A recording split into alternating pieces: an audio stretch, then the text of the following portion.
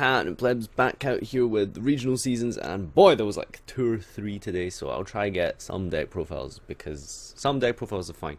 I'm only going to get the unique stuff in like first place, because honestly I could not care less about ABC or Metalfoe deck profile number 53 and stuff like that. So anyway, this is a DDD list. It is yeah, Armageddon Knights are in here.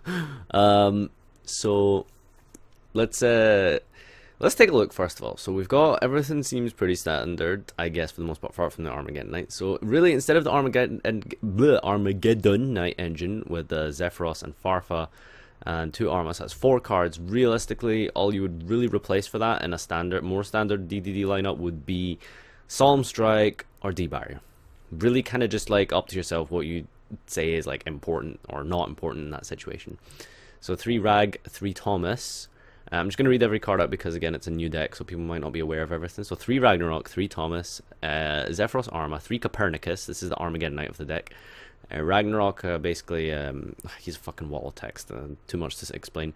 Thomas can pop one of your DDDs in your scale, and then special Ragnarok from deck, basically. It lets you, it's a 1 card rank 8, basically.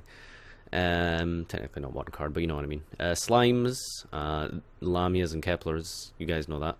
The Allures, the 1-for-1 Triple Desires, Upstar, Foolish, and your Gates, Emptiness, and this is a Dark Contract with the Witch. This is your Raigeki Break, I believe. Yeah, send 1 DD or Dark Contract card from your hand to the graveyard, target 1 card in the field and destroy it.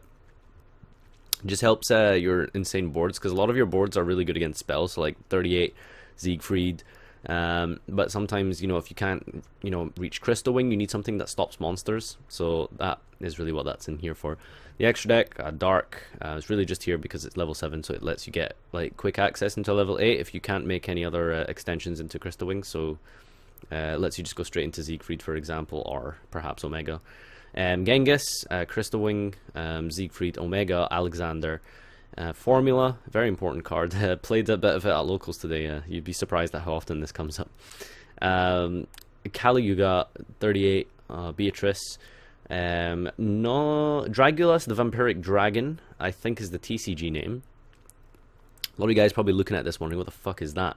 Well, it's 2 level 6 monsters, and basically it's really, it is so hard to get this card off the field. Let me tell you that. Really, really impossible to just get rid of this card. Basically, once per turn during either player's turn, detach 1 target 1 face-up monster on the field that was special summoned from the extra deck. Change it to face now. So it's basically Book of Moon for extra deck monsters. If this face-up card in its owner's control is sent to the graveyard or banished by your opponent's card effect, special it and face down. It's not even once per turn. It's really, really crazy. If they attack over it and, you know, kill it, it comes back. If they karma cut it with the like Paleozoic Frogs, for example, which comes back. Really, really hard to out. In the mirror match, your only real out would be to like equip it with the extra deck card that Anthony actually didn't choose to play. This card here, he's siding it, King Caesar Ragnarok. That's really the only way to out it in the mirror. But also the fact that I find it interesting he's not playing Beowulf. Beowulf you don't really use for its effect, it's just there to fuse into, so you can overlay into a rank 8 sometimes, which I find quite strange as to why he's not playing it, honestly. He is playing to Evil Swarm Nightmare, of course, but I think he kind of opted to play the Dweller instead. It just means that, you know, you have more rank 4 access. The extra deck is really tight in this, especially when you throw in Armageddon Knights. Even without the Armageddon, it's a super tight extra. The side deck is Dragon for going second, you know, with the Armageddon Knights. Really question why you wouldn't just play 3.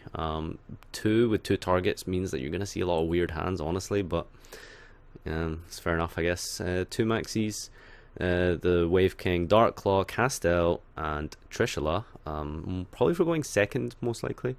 Ghost Ogre, System Downs, Twisters, and Mass Change. God, I hate 2 ofs. So while this is his input. While Armageddon Knight might seem unnecessary, at first, given that the deck now has Copernicus, it is played because outside of the DD cards that are otherwise played, it is the next best combo card, and because in the majority of hands it still has more value than a defensive card, and also due to Swirl Slime, drawing multiple normal summons is really a problem in this deck.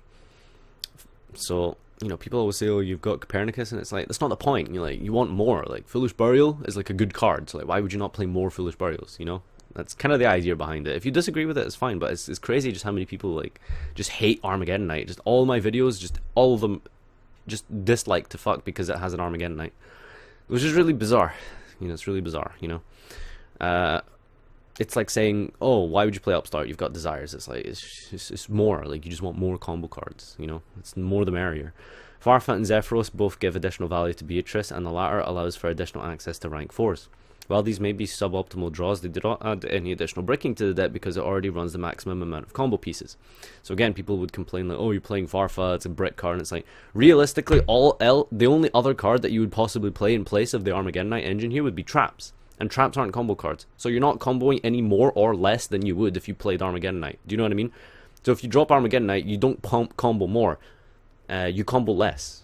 That's really the idea. If you don't play Armageddon Night, you're just playing Traps, and Traps either just brick or Traps are just unnecessary because like your first turn boards are so crazy. Assuming you open up half decently, like this is people just underestimate how crazy these boards are. You know, so like sure the Traps are like you can flip D-barrier and win, but then it's like it's honestly just win more sometimes. Like you'd rather just have like your nutty board. It's just one way to look at it. So side deck wise, everything is ran at 2 because of a lack of non-engine cards to side out. The focus is mostly to increase the deck's chance of winning while going second.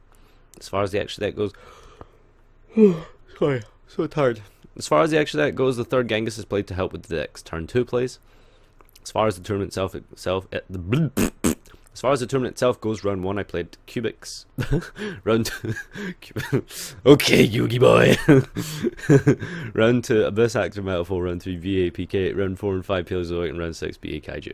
2-0'd everyone in the first 5 rounds. I got 2-0'd in round 6 due to my opponent disrupting my combo with DD Crow both games. I'd like to thank Duncan for talking quite a lot of theory with me on this. If anyone else has questions, feel free to spam his Facebook inbox.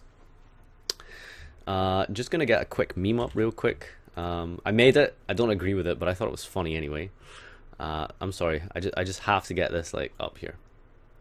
How's that, eh? How's that? Shoutouts to Duncan. Alright guys, thanks for watching. This has been Anthony's 5th place, I believe, deck profile. So catch y'all on the flip side.